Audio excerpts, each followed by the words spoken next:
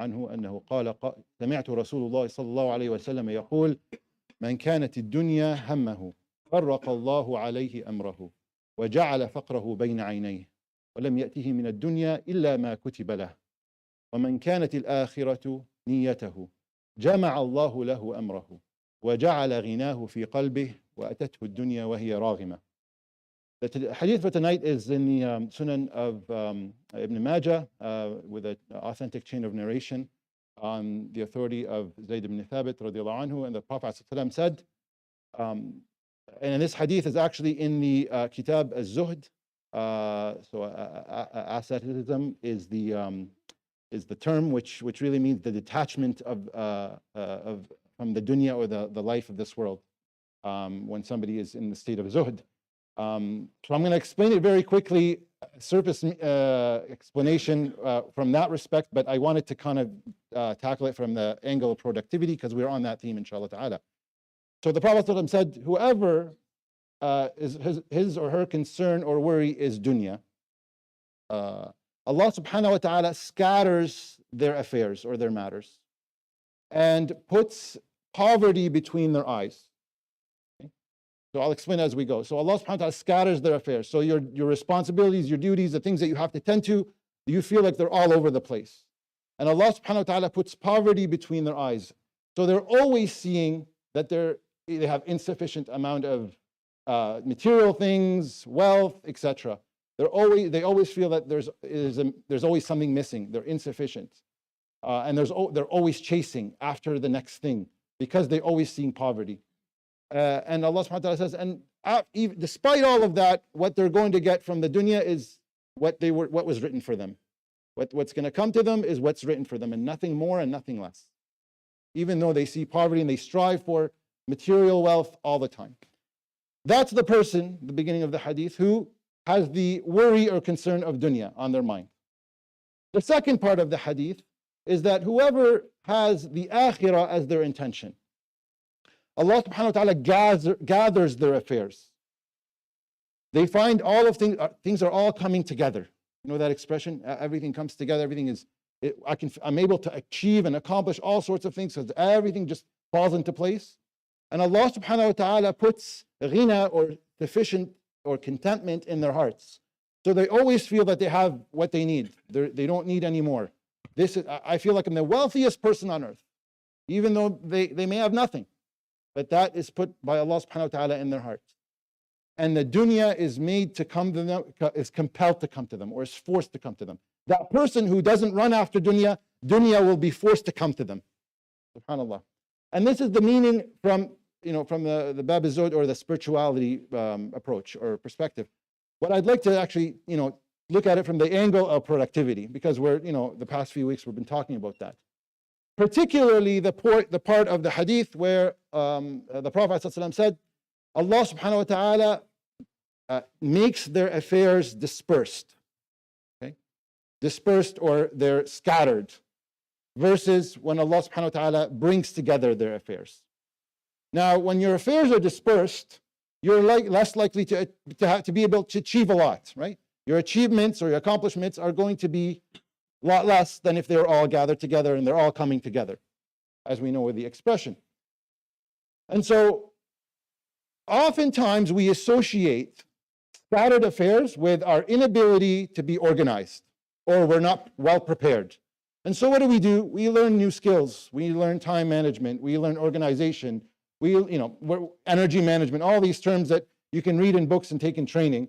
And this is, you should take these things. I'm not telling you not to. I actually, I spend my professional career teaching these things. So definitely these are helpful. But you will find that the most organized person, sometimes or most of the time, if their outlook is different than what is specifying in this hadith, if they're chasing dunya, that despite the fact that they're very skilled and they have all sorts of organization and time management and so on and so forth, and they can check the boxes, their matters are always dispersed. They can't keep up. They're always running from one end to the other. It's always a rat race. Problems keep popping up, or new responsibilities distract them. And they're just running the marathon, and they can't keep up, even though they're the most organized people. So how do you explain that? You can't explain that from books. You can't explain that from any training you take outside, from any YouTube video. The hadith explains it. The person whose niyyah is akhirah versus the person whose worry is dunya. That is the key variable, the most important variable out of anything you will learn. And you should learn all of these tools and these strategies and these skills. Definitely learn them. But the most important one that is neglected is which direction are you facing when you're taking on, when you're pursuing life? Is it dunya or is it akhirah? Right? A person may go to sleep early so they can wake up with rest, and they'd sleep 8 hours, 9 hours, wake up tired. Or somebody would, wants to start a business and they're after a business deal, and all of a sudden all these business problems come up and they have to deal with them, and marketing and employees and payroll, etc., etc., and they finally get the business deal after all of this hard work. And then even then the business deal, the income from that disappears. Where did it go? Gone. I have to make another business deal. And they're always chasing. And the student who spends time and time studying and studying, it just won't stick. And I have to do this, and I have all these problems that come in my life, and I just can't keep up. So the secret to all of that is something that we actually can't control. What we can control is our outlook, our intention, our goals. Where are they focused? That other part, though, is with Allah subhanahu wa ta'ala. He's the one that can either gather our affairs so we can, when everything comes nicely together and we can complete and accomplish and be productive, or He disperses them subhanahu wa ta'ala. And we just find ourselves, end of the day, we get to the end of the day, we're exhausted and we haven't even fulfilled half of what we wanted to, right? And so the message, inshallah ta'ala, is that, do learn these tools. They're very important. How to organize yourself, how to, attain these skills so that you can be productive. But the most important variable is you got to look deep down inside. What are you doing this for? What are you doing this for? And the way to answer that is think about what's the last thing you think about before you sleep, and what's the first thing you wake up thinking about? Is it, how do I get the next dollar? How do I get more power? How do I gain more wealth, status, recognition? Is this what I'm after? Or am I after the akhirah and Allah subhanahu wa ta'ala's pleasure, and serving the ummah and my community the best way possible so I can attain His pleasure and His mercy? That is the differentiating factor. And this is the most important part of productivity. And I'll end with this last example. Imam al-Nawawi, rahimahullah, only lived 45 years. He was only 45 years old when he passed away. And he produced over 50 books.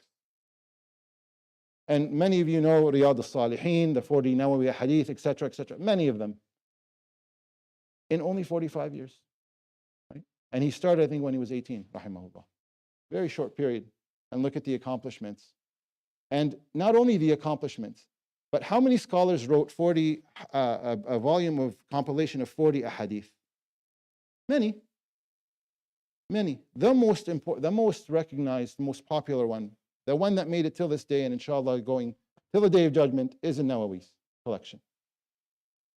Why? Think about that. Why did Allah subhanahu wa ta'ala pick out of, and not to put any other scholar's sincerity down, but something special about Imam al-Nawawi. His goal was the akhirah. So I ask Allah subhanahu wa ta'ala to make us of those who are pursuing the akhirah in all endeavors, and that is the key variable to make you the most productive. So we'll restate the hadith inshallah ta'ala. يروي ابن ماجه في سننه بسند صحيح عن زيد بن ثابت رضي الله عنه قال سمعت رسول الله صلى الله عليه وسلم يقول من كانت الدنيا همه فرق الله عليه أمره وجعل فقره بين عينيه ولم يأته من الدنيا إلا ما كتب له ومن كانت الآخرة نيته جمع الله له أمره وجعل غناه في قلبه وأتته الدنيا وهي راغمة. صدق رسول الله صلى الله عليه وسلم. سبحانك اللهم وبحمدك نشهد أن لا إله